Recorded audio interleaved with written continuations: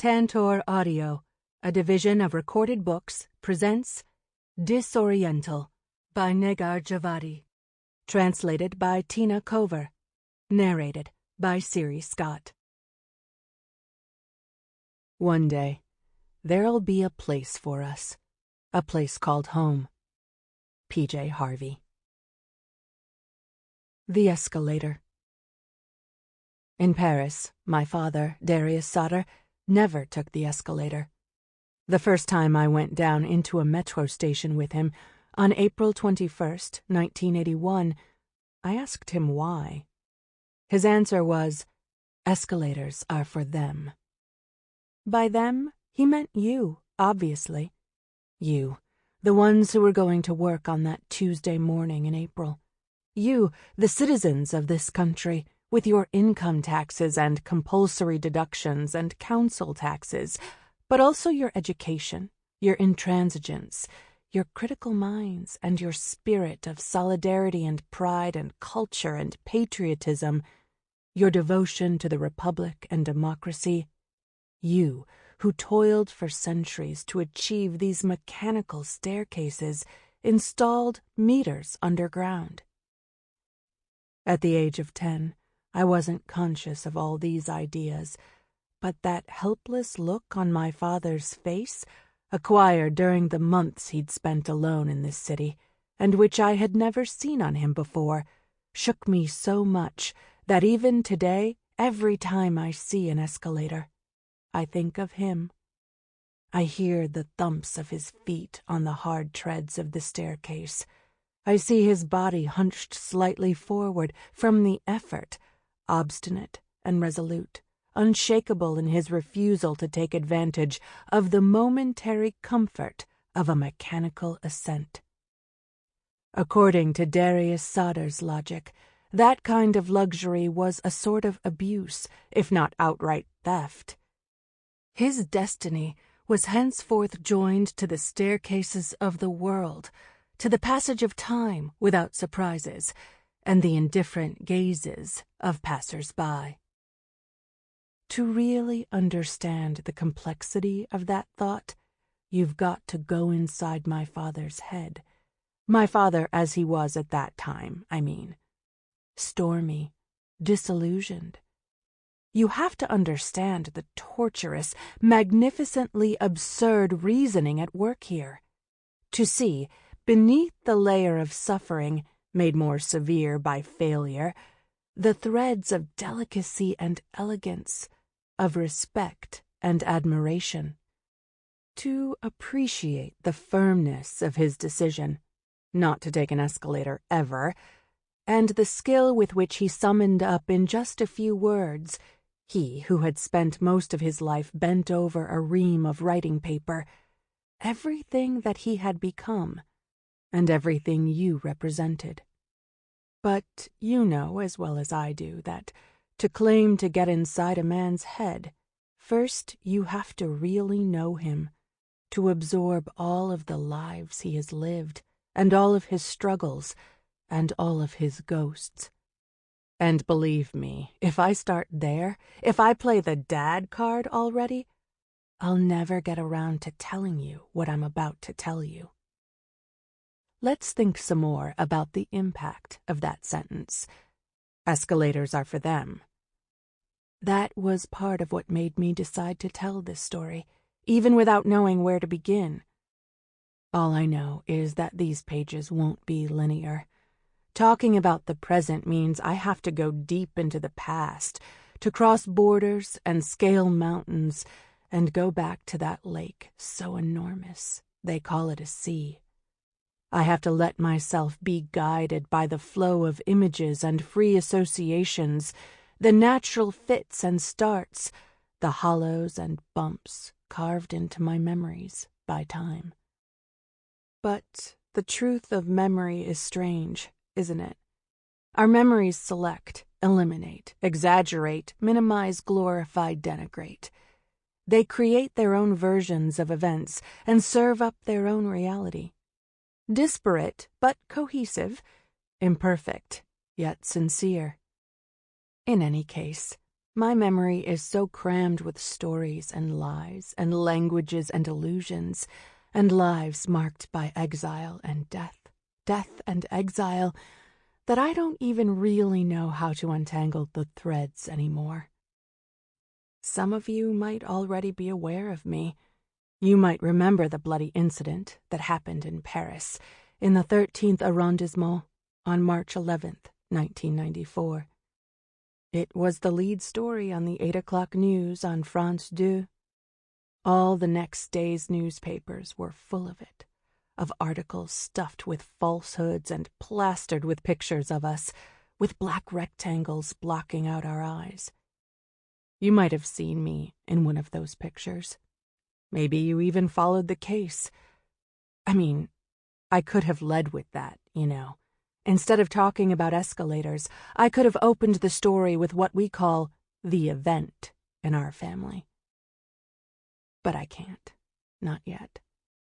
For now, all you need to know is that it's January 19th at 10:10 in the morning, and I'm waiting.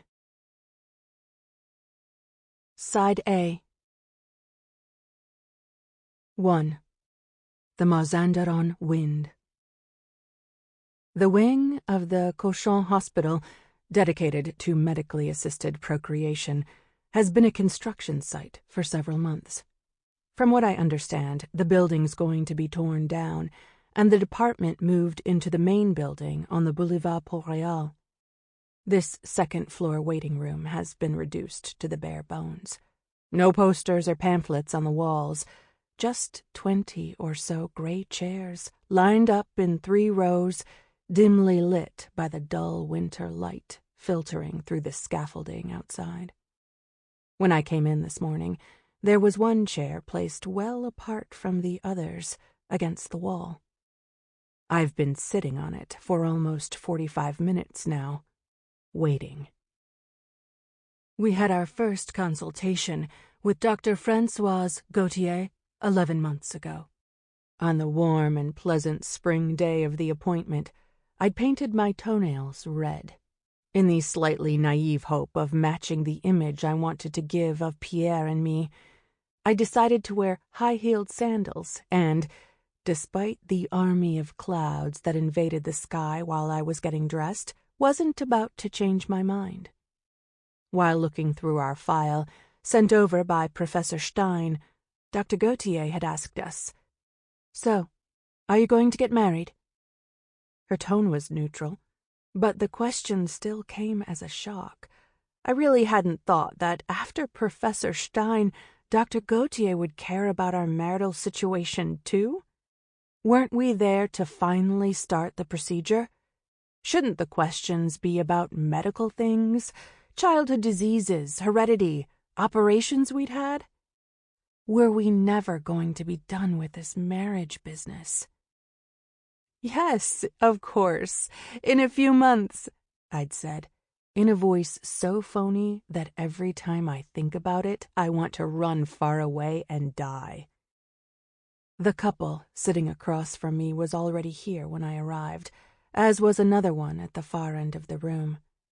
3 more couples have arrived since then, each one being careful to leave a few empty seats between themselves and their neighbors.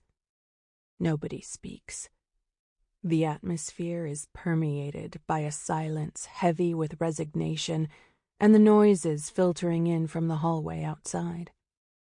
All the faces have a tense look, a mixture of anxiety and vulnerability that makes them look like kids lost in a supermarket. Do I look like that too? I don't think I do, because I don't feel anything, except maybe growing impatience. The women across from me, whose bodies, like mine, have been turned into a battlefield, have undoubtedly already started storing up a whole range of emotions to talk about later. Long conversations filled with explanations, indignation, stifled tears, and liberating laughter. Do you realize? And if you knew, and no, but really, until everything comes out and dissipates into the air and is forgotten. From time to time, when she comes back from her academic travels, Mina acts like that with me, and with Lélie too, of course. She calls me, and pretty soon the details come out, and the stuff between the parentheses, and she laughs incomprehensibly, and coos, and repeats the same story in different tones. She doesn't find it unusual that I listen, hanging on the telephone for hours, because I'm her sister.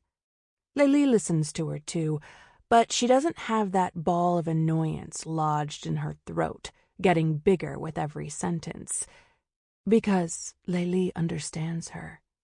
They share that easy ability to spill their guts, as our mother, Sarah, used to say. Sometimes I wonder if it's really possible to be this emotionless. Even though it happens to me less than it used to now, the sensation is always there, just within an arm's reach. When I was a teenager, I felt like the place inside me where emotions were supposed to be had dried up at some point, without me noticing. The world seemed to me then, it still does now, to be behind glass, intangible and distant, like a silent spectacle in which I was incapable of taking part. Even then, I'd already made the connection between that feeling and the images of American GIs back from Vietnam that I'd seen in the movies and on TV. I knew in my bones how they felt, sitting on the family couch, staring at nothing, while people fussed and flapped around them. Their absence, their inability to join in the action, to build a future. Like me, they seemed submerged in silence, like drowning victims floating to the surface. It won't have escaped anyone's notice that I'm alone. No hand to hold, no familiar body pressed against mine, brought closer by hardship. Just this long cardboard tube, labeled with our first and last names, mine and Pierre's, sitting on my knees. A long tube filled with Pierre's defrosted, washed sperm. That's how Dr. Gautier described it to me. I can never imagine how, by what process, sperm could be washed. Every time I try, I get a picture in my head of a big sieve, like the one my maternal grandmother, Emma, used when she baked cakes. I could have looked it up on the internet, but to tell the truth, I'm just not curious enough to do that kind of research. From the minute I set foot in this room, I've sensed that my solitude interested the other couples. A woman coming here alone couldn't be divorced or separated, or they would stop the procedure. So, the fact that she's alone has to mean one of three things, in increasing order of domestic catastrophe. 1. An argument this morning before leaving to come here. 2. Lack of interest on the part of the husband, who couldn't even be bothered to take the day off or postpone a meeting or business trip. 3. The rarest case? The husband is dead, in which case special authorization from a judge would be required to conceive a child post-mortem. In any case, a woman alone in the fertility clinic of any hospital whatsoever on the entire planet is a creature to be pitied, even though her solitude makes the bad luck of the other people whom life has brought to this room seem easier to bear. Thank God there's someone even worse off than us, because this place is the exclusive territory of the couple. The no man's land, where its future, its raison d'être, and its ultimate purpose are at stake. The purgatory, where the god of fertility, awoken by folotropin beta injections, decides whether or not he will alter the couple's destiny. My case doesn't correspond to any of the three possibilities. It's much more complex, more deceitful than that. It's a matter of strategy and manipulation. a plan conceived by gangsters. You have no idea yet, listener, of the risk I'm taking by writing this.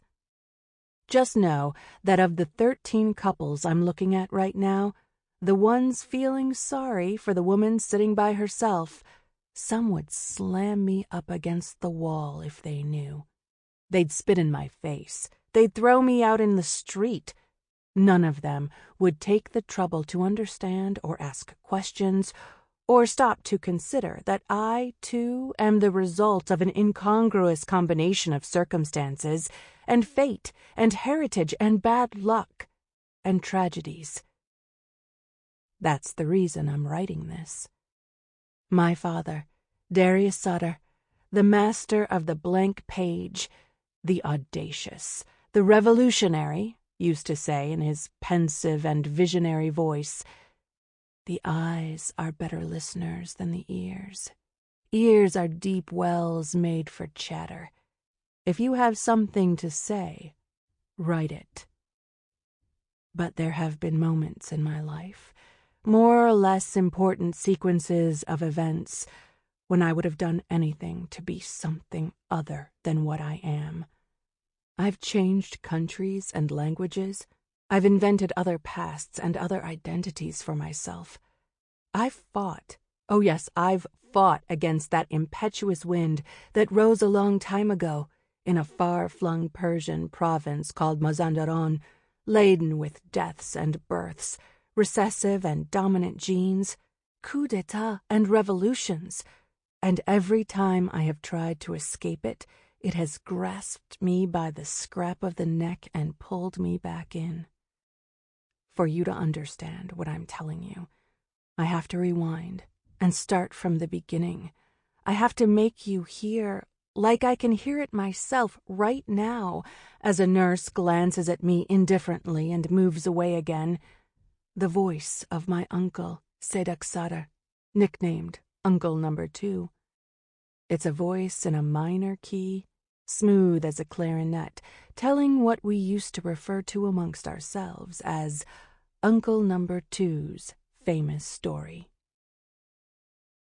Since early that afternoon, the wind had been blowing so hard that it might just as well have been announcing the end of the world. There hadn't been such a tempest in Mazandarani memory since the invasion of the Mongols. And even back then, what the Mazandaran dwellers had taken for a storm was actually the devastating blast of air preceding Genghis Khan's bloody horde. At any rate, this biting wind blowing in from the frozen plains of Russia could portend nothing good. Now, picture the marvelous estate that belonged to your great-grandfather, Montazemolmolk. 2 imposing buildings, each with 60 rooms, outbuildings, armories, kitchens, reception rooms, horse-filled stables, all nestled deep in the very heart of the forest, at the foot of the Alborz Mountains. No fewer than 268 souls lived there, all under the care of Montazemolmolk. On that February day, in 1896, a Saturday, I believe it was, he had given the order to draft-proof the doors and windows and to stay inside until the world calmed down a bit. How long would that cursed storm last? What state would his lands be in when it was over? For hours, these questions and many others nagged at Montazemolmolk, whose mood was as dark as the sky. He lived in the main building, the Biruni, with 123 armed men whose job it was to protect his lands and a dozen young male servants. Though it was only across the inner courtyard from the Biruni, the other building, the Adaruni, seemed as remote and impenetrable as the promised land itself. This was where Montazemolmolk's 52 wives lived, women who had come from all 4 corners of the country, with his 28 children and 20 or so female servants. He was the only man who had the right to enter that building, the only one who knew the heavy scent of perfumes and the quarrels that hung stagnant in the icy air. The shadowy labyrinthine corridors, half-open doors, the rustle of silks, the heady sense of being longed for, desired, the languor of bodies that... well, you know very well what I mean. Yet, all those nights spent in that place which he had, as it were, peopled himself, hadn't relieved your great-grandfather of the bitter sense that his world was slipping away from him. The Anderuni remained a mysterious and crazy place, an enigma. On that day, when the land of the Mazandaran seemed to have been reduced to nothing but a pebble in God's hand, Montazemolmolk feared, above all, that the women were taking advantage of the darkness and chaos to plot against him. After all, how can you know what's brewing in the heart of a neglected woman? How can you be sure of her loyalty, her sincerity, her love? As time passed and the number of his wives increased, he would feel the sharp blade of jealousy twisting deeper and deeper in his gut each time he set foot on the first step of the spiral staircase leading to their quarters. It's not as if this humiliating tragedy, undoubtedly incited by Targol Khanum, hadn't taken place. Targol Khanum, who had once been his favorite wife, was the source of an outbreak of itching that had spread among the women's private parts and eventually found its treacherous way to Montazemolmolk's groin. Doctors had come out from the city, and a lot of doors had been slammed. Objects had been hurled into the courtyard, and bunches of hair had been torn out. Cries had echoed through the mountains. Dishonor had invaded the estate. At that moment, Montazemolmolk would have liked for that evil wind to blow those cursed women off the face of the earth and take all this misery with them. Well, but that's another story. Anyway, after hours spent fiddling with his beard, which was as full and blonde as a handful of tobacco, and pacing the room with its 6 doors that served as his private study, your great-grandfather made the surprising decision to turn the Anderuni's emergency key over to one of his youngest servant boys. The ugliest one, the clumsiest, the one no woman would want to cuddle up with, even as a challenge. So then, Montazemolmolk... Pause. I can never remember how Montazemolmolk summoned the servant boy. Did he yell his name? Did he open one of those 6 doors and ask him to come in? Did he send someone to look for him?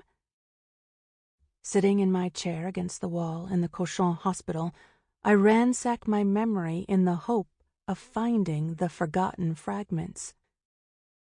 No use. I often try to remember that part of the story, like when I'm at work, standing behind the mixing deck, smoothing out the rough sound of some unlikely rock band. Or at home, lying on the couch, tinder sticks playing in the background. Like a grade schooler stumbling over a poem he's memorized, I keep starting over, telling myself the whole thing from the beginning, hoping the words will flow out automatically.